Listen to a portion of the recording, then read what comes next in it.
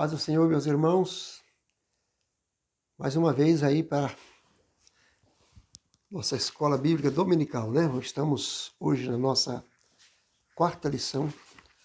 Nossa revista está trazendo um assunto muito importante a respeito da vida e ministério do apóstolo Paulo. Hoje a lição 4 vai falar exatamente de Paulo e a sua vocação para ser apóstolo.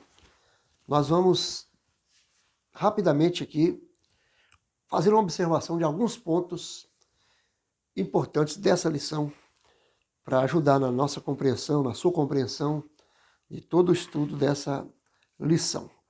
Capítulo 9 de Atos dos Apóstolos, do versículo 15 ao 22, e também Gálatas, capítulo 1, do versículo 11 ao 18. É a leitura bíblica dessa lição. Nós vamos direto ao comentário, para nós sermos mais objetivos, ganhando assim um pouco de tempo.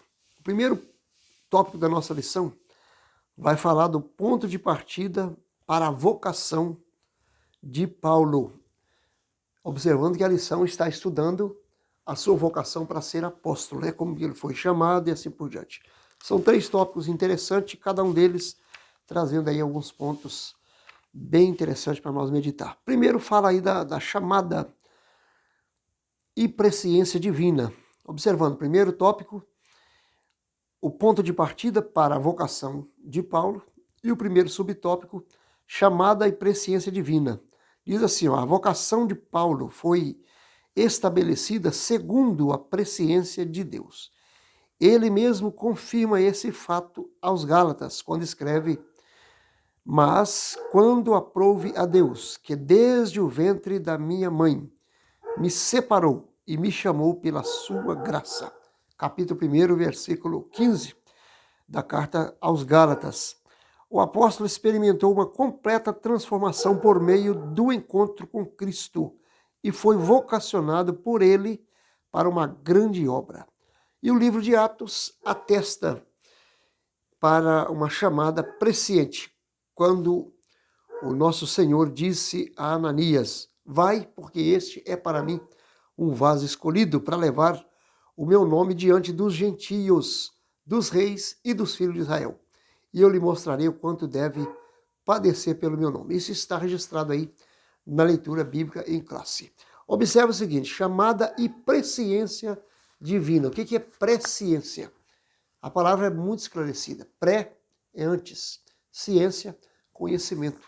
Então Deus conhecendo, Deus sabendo das coisas de antemão. Então na presciência de Deus, ou seja, no fato de Deus saber o que vai acontecer daqui 1 ano, 2, 5, 10, 100, 1000 anos, o fato dele saber as coisas antes que ela aconteça, ele sabia que Saulo nasceria, viveria, se tornaria o que ele se tornou e que um dia se converteria a Cristo.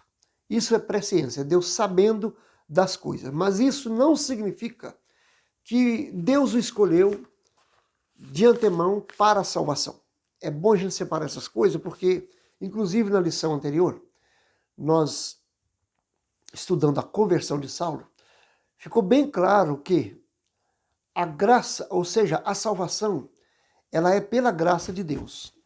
Carta aos Efésios, capítulo 2, Paulo deixa claro. E também Tito, Paulo a Tito, escreve, e ele fala no capítulo 1, verso 8, que a graça de Deus se há manifestado, trazendo salvação a todos os homens. Então Deus, ele não escolhe pessoas para a salvação antes do seu nascimento. Ou seja, Deus não escolhe, como existe aí alguns pensamentos, nós não vamos entrar em detalhes porque a lição ficaria muito extensa e o assunto não é esse. Mas existe aí uma defesa de predestinação, que pessoas nascem salvas ou perdidas.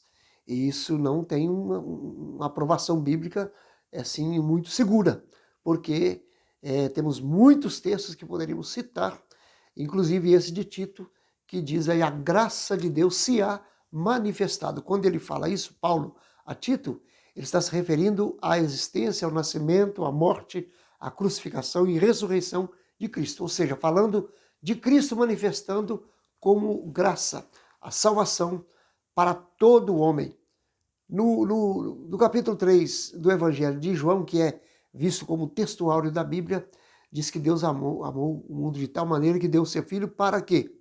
Todo aquele que nele crê. Então, o que vai levar a ser salvo é a crença.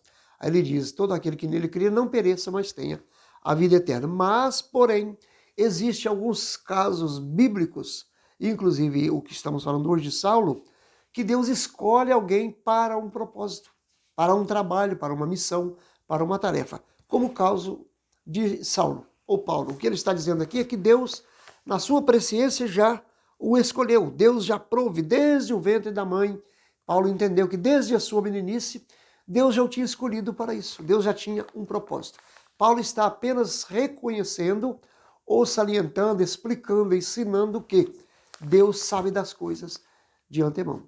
Deus não escolheu Paulo simplesmente por um acaso, por uma coincidência, ou simplesmente porque tiveram um encontro. Não, Deus já havia projetado isso. É um projeto de Deus. E Deus pode ter para a sua, para a minha vida, um projeto que nós ainda desconhecemos, além da salvação que ele projetou a toda a humanidade. Certo, irmãos? Ele projetou salvação para todos os homens, mas entre os que aceitam o plano da salvação, ele tem planos de escolha para missão, para tarefa. Qual era de Saulo ou Paulo? A sua missão era pregar o evangelho aos gentios em especialidade. Então, isso aqui é o chamado, o apostolado de Paulo, é uma vocação dada por Deus. O próprio Deus, ele chama Paulo para isso. O segundo ponto, o ministério na plenitude do Espírito Santo. Depois de passar pela experiência do novo nascimento, Paulo recebeu a plenitude do Espírito Santo. Isto é, ele foi batizado no Espírito Santo. Nesse sentido, isso está em Atos 9, 17, que é inclusive a nossa leitura bíblica em classe. Saulo recebe, nos dias que ele está ali, quando ele vai... A gente estudou isso, irmão, na lição passada, então não precisamos usar tantos detalhes. Mas lembra que Saulo encontra Jesus no caminho, é direcionado por Jesus a ir para dentro da cidade de Damasco, e ele entra na cidade e ali ele está hospedado, e de repente Deus lhe revela, Jesus lhe fala que o profeta viria até a ele. E esse mesmo Jesus revela a Ananias, o profeta, e diz, vai até Saulo, que está na rua chamada direita, e aí tem os detalhes, né? E Ananias relutou, porque sabia da fama de Saulo, mas Jesus diz assim, vai, porque este é para mim um vaso escolhido. Então Ananias chega ali onde está Saulo, e ele conversa com Saulo. No texto bíblico vai mostrando isso para a gente. Chama Saulo de irmão Saulo, e no versículo 17 diz que Saulo foi cheio do Espírito Santo. E o versículo 18 diz que ele levantou e se batizou. Então, subentende-se que Saulo foi batizado no Espírito Santo e batizado nas águas, quase que simultaneamente.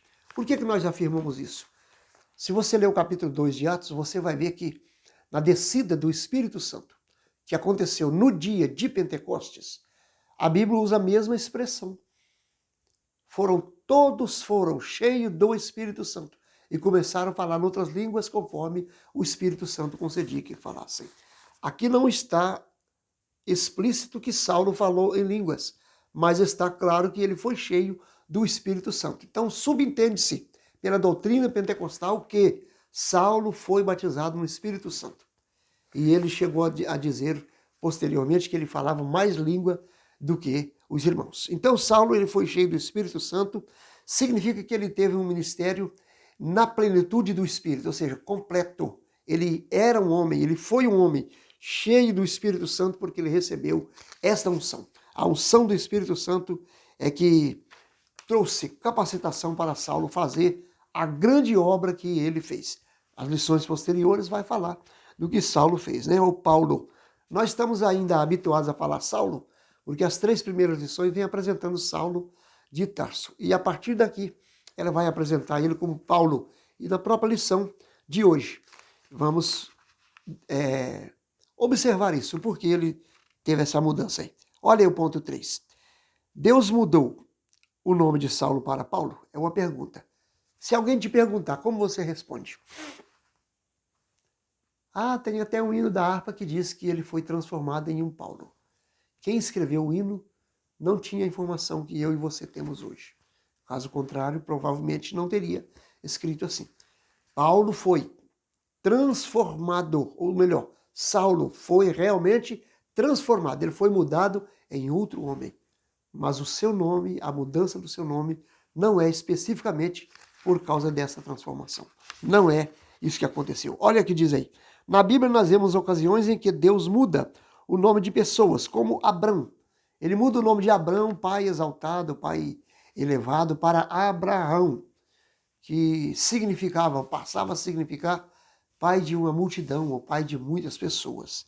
Ele muda o nome de Jacó para Israel. São acontecimentos.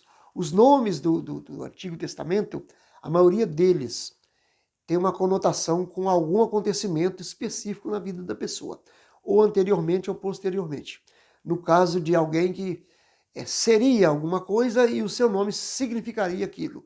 Ou no caso, alguém que passou a representar algo, ou algo aconteceu na vida dessa pessoa e ele passa a ter aquele nome que fala. Por exemplo, Moisés. Qual é o nome de Moisés? Moisés.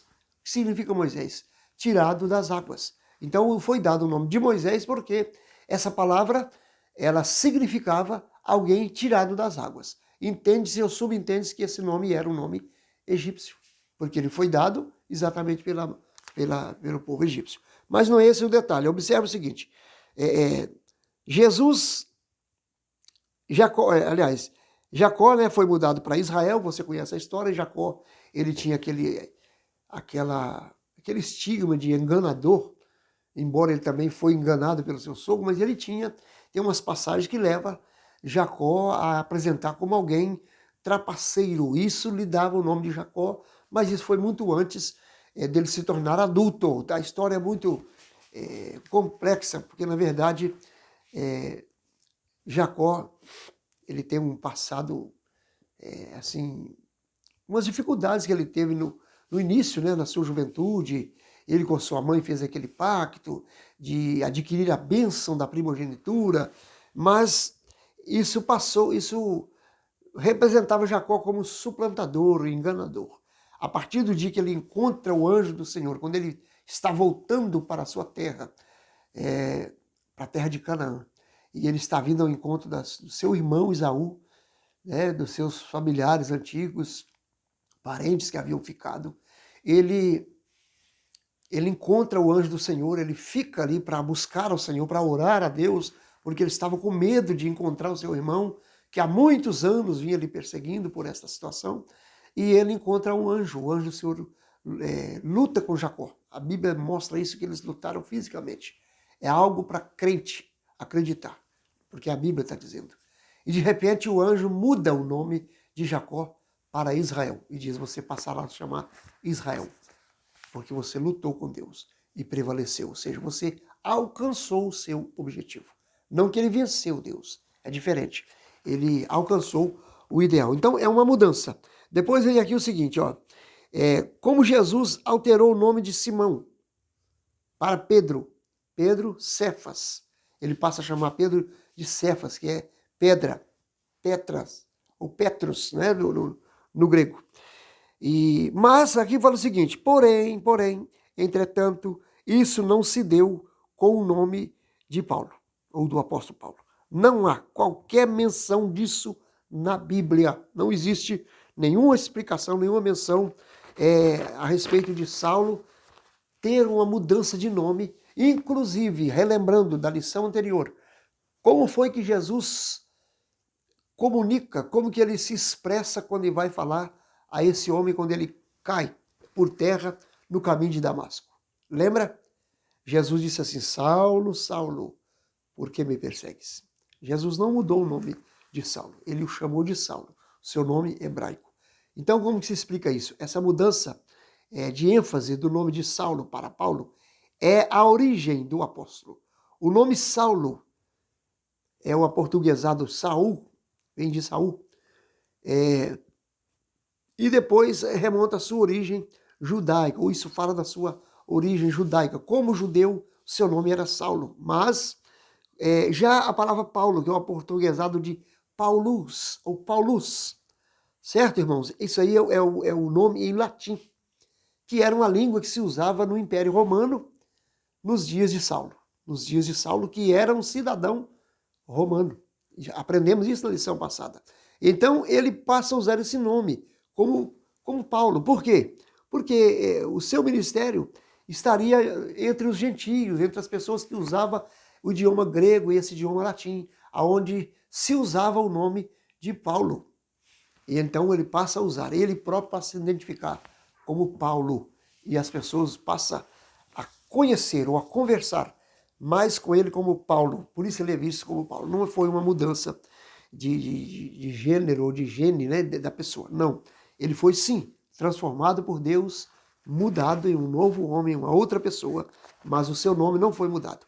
Ele simplesmente passa a usar aquilo que o seu nome significava ali no idioma, no latim e também no grego. Vamos para o segundo tópico? Então isso é muito interessante. Mas isso não desmerece o fato de que Deus transformou a vida de Paulo e que Deus muda a pessoa, transforma por completo alguém quando aceita a Jesus como Salvador. Mas fica claro que não houve troca de nome. Era simplesmente ele usando o nome que ele já tinha como cidadão romano. Vamos lá. Segundo tópico. Uma vocação efetiva ou efetivada pelo Cristo ressurreto. Saulo viu o resplendor glorioso de Cristo ressurreto. Não foi uma miragem nem uma ilusão de ótica, mas Saulo viu realmente a Cristo ressurreto, a quem ele perseguia. Essa visão gloriosa ofuscou seu orgulho ante as autoridades judaicas e foi definitiva para que a vida daquele que mais tarde seria o embaixador de Cristo entre os gentios. Isso ficou claro na lição passada, que Saulo ele viu uma luz muito forte, segundo ele, mais forte do que a luz do meio-dia. E aquela luz não era simplesmente uma luz, era exatamente a presença de Jesus. Ele viu Jesus ressurreto. Ele teve o encontro pessoal com Jesus, que lhe chamou e lhe designou como apóstolo. Veja aí o ponto 2. Uma vocação inevitável para o apóstolo entre os gentios. Deus não escolheu, ou melhor, Deus escolheu, vamos observar aqui, Deus escolheu Saulo de antemão para fazer conhecer a sua vontade. Qual era a vontade dele para Saulo? Torná-lo o embaixador de Cristo, um pregador do Evangelho. Atos 9 e 20. Não por acaso, há várias cartas do apóstolo às igrejas plantadas por ele. Eram assim que se identificava. Paulo, olha como que ele escrevia, como que ele se identificava, como que era a sua saudação, como está nas cartas de Paulo, em Efésios, Coríntios e assim por diante. Ele sempre se identificava, Paulo, apóstolo de Jesus Cristo, pela vontade de Deus. Isso aí está registrado aos Efésios no capítulo 1, primeiro versículo. Então o apóstolo não foi ordenado em Jerusalém, nem por uma comissão de apóstolos, formada por Pedro, Tiago e João, ou por outros apóstolos. O que prevaleceu foi a declaração de Jesus, por Ananias, discípulo fiel de Cristo, em Damasco. Olha, o que afirma, o que dá sustentação para dizer isso? Que Saulo não foi consagrado a apóstolo por Tiago, por Pedro, por João, por um colégio apostólico. Não foi. Ele não foi consagrado a apóstolo, porque ele foi escolhido pelo próprio Jesus. Assim como Jesus escolheu os 12, pessoalmente. Ele escolhe Saulo. Ele encontra com ele no caminho de Damasco e manda ele entrar na cidade, e depois ele manda Ananias lá. E Ananias vai e fala assim, vai, olha o que ele fala para Ananias. Jesus falando para Ananias, vai, porque ele é para mim um instrumento escolhido para levar o meu nome diante dos gentios e dos reis, bem como diante dos filhos de Israel. Ananias, com autoridade delegada pelo próprio Senhor Jesus, numa visão, foi ao encontro de Saulo, na rua chamada Direita, e lá chegando, impôs a mão sobre Saulo. É o que está escrito aqui na leitura em classe, na leitura bíblica em classe. Eu vou ler esses 2 versículos. Olha bem como que acontece lá.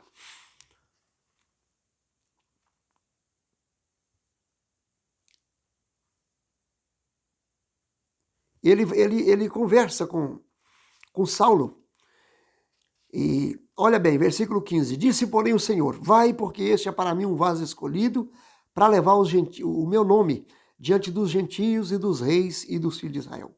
E eu lhe mostrarei o quanto deve padecer pelo meu nome. Ananias foi, versículo 17 de Atos 9. Foi, entrou na casa, impondo-lhe as mãos, disse, irmão Saulo. Olha, ele chama Saulo de irmão, porque Deus o havia revelado. Até então, Saulo era conhecido, era visto como um perseguidor, como um homem perigoso, um homem mau. Mas o Senhor Jesus havia revelado para Ananias que Saulo agora era convertido, que ele tinha tido um encontro com Jesus no caminho.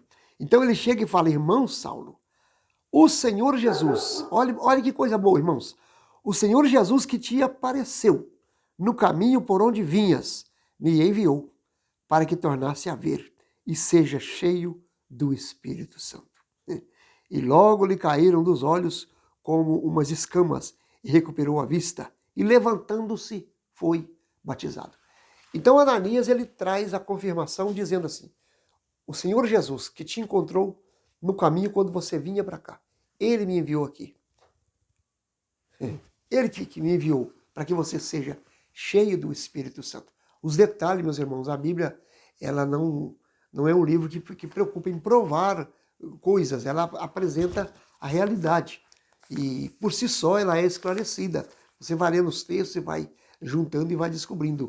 O próprio Ananias falando, o Jesus que você viu, o Jesus que encontrou com você, que mandou você vir aqui, ele me mandou aqui para que você seja cheio do Espírito Santo. E Saulo, então, ele foi cheio do Espírito Santo para executar essa grande obra que o Senhor Jesus lhe confiou, né? Ele passou a ser, então, usado pelo Senhor Jesus como apóstolo. Mas isso não foi de imediato, meu irmão, isso não foi no mesmo dia, na mesma noite. Nós vamos aprender agora, que daqui a pouquinho já vamos chegar lá, no terceiro tópico da lição, né? Nós vamos estar aprendendo isso. Então ele chega e fala para Saulo, né, que o Jesus que havia encontrado com ele era o Jesus que estava mandando ele lá e para que ele fosse o embaixador. Jesus tinha escolhido Saulo exatamente para isso, para ele ser o embaixador, o representante de Cristo entre os gentios. O terceiro ponto, que é o último ponto desse tópico, vai falar de Saulo com a vocação que mudou o rumo da sua vida. E muda mesmo, né? A vocação de Deus na vida do homem, quando ela é aceita, quando o homem ele abraça essa vocação, quando Deus tem um projeto, Deus tem um plano, Deus tem uma chamada na vida de alguém, e esse alguém, ele valoriza isso. Isso muda a vida, isso muda o curso da vida dessa pessoa, por completo. Né? Então a vocação mudou o rumo da vida de Saulo, de perseguidor dos seguidores de Jesus, de personalidade tenaz e obstinada. Deus chamou Saulo e o transformou no apóstolo, que seria maior responsável pela expansão da igreja no mundo gentílico. Então Saulo ele foi chamado, ele foi escolhido e teve a sua vida mudada. Ele passou agora de perseguidor a perseguido. Isso que foi interessante, irmãos. Quando alguém assume um compromisso com Deus, muitas coisas mudam na sua vida. Quem sabe está te acontecendo alguma coisa assim?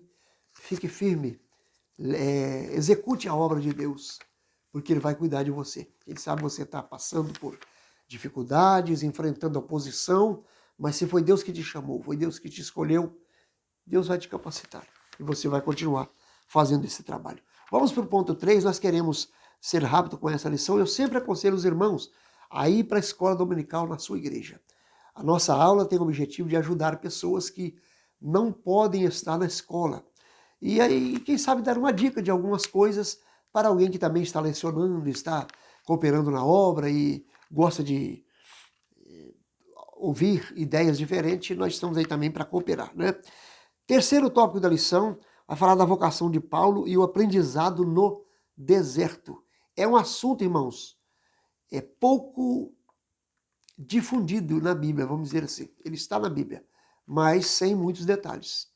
Sem muitos detalhes. Então nós precisamos ter muito cuidado como que vamos ensinar isso na igreja. Você que vai dar uma aula, Tome muito cuidado para você não equivocar, você não falar coisas que a Bíblia não fala. Nós estamos muito habituados a fazer analogias, usando palavras, né? Por exemplo, o deserto é uma palavra muito analógica no meio dos cristãos, no meio dos pregadores, ou análoga, né? Vamos dizer assim. Usa-se muito a expressão deserto como lugar de sofrimento, lugar de luta, lugar de dificuldade e assim por diante. A lição vai falar isso, né? Mas na vida, no ministério de Paulo, isso aconteceu literalmente. Paulo foi para o deserto e tem os seus motivos. Porém, não temos muitos detalhes nas Escrituras. Então vamos estudar com calma aqui esses dois subtópicos aqui para nós entender. Olha bem, o primeiro vai dizer assim, a ida para o deserto. O ministério de Paulo precisava de uma preparação austera e silenciosa, de comunhão com Deus e de reflexão. Em vez de ir para Jerusalém para aprender com os apóstolos, ele afastou-se dos judeus, das sinagogas, onde posteriormente passou a apresentar Cristo. Paulo tomou o caminho da Arábia, a sudeste de Damasco, sob o domínio de Aretas, ou rei Aretas. Está registrado em Gálatas 1, 17, 18 e depois 2 Coríntios 11, 32. A gente não lê todos os versículos porque se torna assim muito extenso, né, a nossa fala. Então você tem tempo de ler, você lê os versículos aí, você vai fazer a comparação. O apóstolo preferiu viver em um lugar na região desértica da Arábia, onde habitavam alguns grupos nômades, e ele era totalmente desconhecido.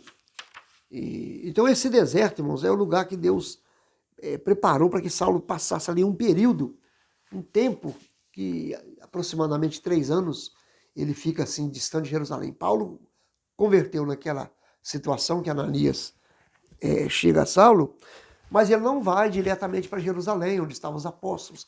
Lembra que até a lição passada, Saulo perseguindo os cristãos, eles fugiram de Jerusalém.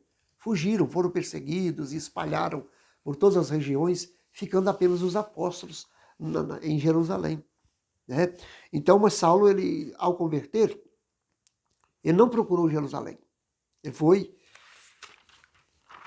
para o deserto da Arábia, uma região da Arábia onde era pouco habitada, poucas pessoas, nômades, aquelas pessoal que morava aqui e ali, mudando de região para região, de acordo com as mudanças do tempo, né? O nômade é aquele que mora em tendas, em barracas, e eles vão mudando de região. Então a situação ali era difícil. Lições do deserto, aí vem lições do deserto. Por que Saulo foi para o deserto? Aqui o nosso escritor, pastor Lianai, ele está colocando que Paulo precisava de um lugar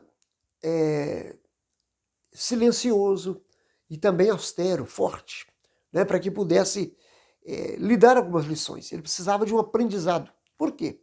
Saulo era um homem, nós estudamos na lição passada que Saulo era um homem um tanto perigoso, né, por causa da sua autoridade e do seu extremo zelo pela religião, farisaísmo, né? E ele então estava fazendo coisas horrorosas ali. Mas ele tinha uma ideia, ele tinha uma visão a respeito das leis, e especificamente da Torá, as leis ditadas por Deus, ditadas por Moisés. Ele tinha um conhecimento muito grande daquilo ali. Mas ele precisava mudar o seu conceito. Então Paulo precisava de uma reflexão, ele precisava descobrir como que ia ser essa mudança. Ele sentiu essa mudança porque ele teve um encontro com Jesus. A sua vida foi mudada, o seu pensamento. Nós vimos a lição passada que foi mudado o seu psicológico, né? Sua mente e a sua vontade de fazer as coisas. Houve uma mudança muito grande. Um aspecto psicológico, físico, né? Mental, sentimental, tudo foi mudado. Mas ele precisava adaptar a isso. Paulo precisava agora descobrir como que ele iria agir, como que ele iria aproximar das pessoas e dizer, eu sou aquele homem e tal. Imagine o Saulo chegando nas ruas de Damasco e dizendo, não, pessoal, eu converti agora, eu agora sou de... Ninguém ia acreditar nisso. Né? Então Paulo precisava de um lugar assim. E ele vai para o deserto exatamente para isso. Certamente, irmão, certamente, ele tinha algum conhecido, ele tinha alguém nessa região, por ele ser um cidadão romano, ele andava no Império Romano, e ele, então, com a sua amizade, ele procurou alguém, e ele passou a viver ali, meditando, aprendendo, e a Bíblia vai dizer que Saulo, ele aprendeu muita coisa com Jesus. Inclusive, quando ele fala da Santa Ceia, capítulo 11 de 1 Coríntios, ele fala assim, eu recebi do Senhor o que também vos ensinei. Então ele aprendeu muitas coisas com Jesus. O ponto 2 vai falar das lições no deserto. O apóstolo sabia que precisava aprofundar o seu conhecimento acerca de Jesus, pois seu caminho seria de confrontos, com dúvidas, oposição e rejeição. Logicamente, as pessoas iriam lhe rejeitar até descobrirem, até aceitar que ele realmente foi transformado. Até hoje, as pessoas ainda têm dificuldade de acreditar que alguém foi para a igreja drogado, viciado, idólatra e mudou. Até hoje as pessoas têm dificuldade de aceitar isso, né? Então, muito mais naqueles dias devido à forma que Saulo vivia, devido ao seu jeito de comportar, né? A covardia que ele fazia com os cristãos. Então levar as pessoas agora a acreditar que Saulo era um cristão, isso era muito difícil. Então precisava de um tempo realmente, né? Então ele foi para o deserto da Arábia, ficou ali 3 anos aproximadamente, isso entre a sua conversão e o seu retorno a Jerusalém. Esse período serviu para Paulo reavaliar a si mesmo diante de Deus, suas crenças, convicções judaicas, confrontando com a revelação da graça de Deus em Cristo. Assim, Paulo se preparou para aplicar sua vocação aos líderes da igreja em Jerusalém. Saulo, irmãos, ele vai para esse deserto, depois ele aproxima e vai novamente para Damasco, ele entra em Damasco, ele volta ali. Certamente ele quis testemunhar, ele quis falar, né? Que Jesus tinha mudado, ele foi começar por ali. Mas aconteceu uma revolta quando as pessoas ficaram sabendo que ele estava ali e não aceitaram. Eles quiseram, inclusive o governador daquela cidade, sob o domínio de Aretas, ele quis prender Paulo e entregar às autoridades judaicas. E foi preciso que os discípulos, Barnabé inclusive, os irmãos que ele conhecia, descessem ele por cima do muro, dentro de um cesto, para que ele pudesse ser livre. Aí ele foi livre, aí ele procura os apóstolos lá em Jerusalém e vai então começar o seu ministério. E agora ele é apresentado entre os apóstolos, entre as igrejas, e começa, aliás, sinagogas ainda, né? E ele começa, porque as igrejas, posteriormente, a maioria delas foram plantadas pelo próprio Paulo. Até o momento, cultuava-se nas sinagogas. É bom observar isso. Último ponto. Lições do deserto, mais lições do deserto, né? Saulo passou a usar o seu nome romano, nós já comentamos isso, e depois ao tornar o rumo do deserto para refletir e aprender. E agora Paulo foi despido de toda a sua filosofia e religiosidade e aprendeu que a simplicidade era a chave para abrir a porta do cristianismo. Simplicidade. Irmãos, observe isso. Simplicidade para abrir a porta do cristianismo. Há pessoas que colocam tanto obstáculo, tantas coisas, para dizer assim, ser cristão tem que ser isso, fazer isso, largar disso e aquilo outro. Cria tanto obstáculo, né, para as pessoas entrarem no evangelho e dificulta. O evangelho é simplicidade. E não precisa muito luxo, não precisa muito conhecimento, muita filosofia, certo? Não precisa muita coisa. Basta você crer na salvação, crer no Senhor Jesus. Basta você crer na obra, no milagre que Deus pode fazer. E você fala do amor de Deus, você fala da palavra de Deus. E Ele próprio faz essa mudança, faz essa transformação. No deserto ele aprendeu que a simplicidade era a chave para abrir o cristianismo. Ele também aprendeu que a imensidão do deserto esmaga o poder e a fraqueza do homem. Agora ele só pode depender de Deus. Por isso Paulo descobre também, na experiência do silêncio e da solidão do deserto, que as coisas de Deus são do modo como Ele quer e não como nós queremos. Sabe o que vem a ser isso? quando nós estamos em grande dificuldade, em grande aperto, querendo fazer alguma coisa e não conseguimos, e nos vemos em um deserto, nos vemos em um lugar solitário, em um lugar de sequidão, em um lugar de dificuldades. E aí nós vamos entender que as coisas de Deus acontecem do jeito que Ele quer, da maneira que Ele quer, no tempo que Ele quer. Então, se você tem vontade de fazer algo para Deus, pense nisso. Deus pode permitir alguma situação, alguma circunstância na sua vida que vai trazer alguma mudança. Quem sabe forçar alguma coisa para que você se encaixe exatamente no plano de Deus para a sua vida. Que Deus possa te abençoar, que você possa continuar fazendo a obra de Deus. Só lembrando aqui que Saulo teve todas essas mudanças porque ele encontrou com Jesus. Se nós levarmos Jesus às pessoas, eles vão encontrar Jesus e vão ter a sua vida mudada. Que Deus te abençoe. Semana que vem a gente comenta uma outra lição, a lição de número 5, e temos certeza que Deus há de nos abençoar. Se você gostou desse vídeo, se você quiser compartilhar com alguém, compartilhe com alguém, envie para alguém esse link. Se você não é inscrito no nosso canal, se inscreva e deixa aí o seu joinha, coloque aí o clique no sininho das notificações e selecione todas aí para que você seja notificado pelo YouTube quando a gente colocar um novo vídeo.